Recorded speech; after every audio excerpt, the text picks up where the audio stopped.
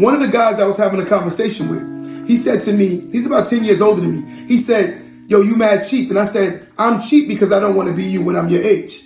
See, the whole concept of life is being able to look through other people's lenses and see where they are in life, so therefore you don't have to meet that same fate.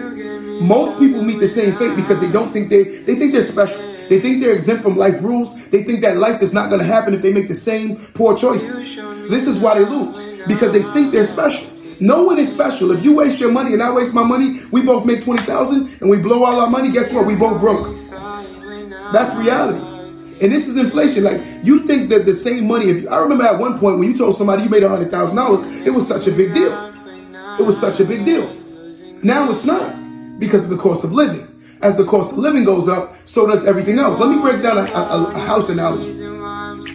Here's the logic. I remember years ago, one of my older guys, I met him about 15 years ago. 15 years ago, he bought a house. His mortgage was $2,000, right?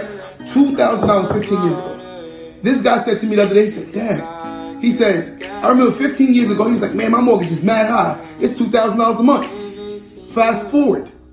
If you tell somebody you have a mortgage at $2,000, you are every bit of winning. See, this is the whole concept of buying real estate and purchasing and acquiring assets and holding on to homes. Why is that? Because your house doesn't move with the cost of living. Your house stays the same. Your taxes definitely go up. Your taxes go up. But your cost of living, which is your home, stays the same. So again, if I buy a house at $2,500 today, tomorrow is going to be $2,500. The next mortgage payment $2,500. As long as you do not refinance and take any money out of your house mortgage will remain the same.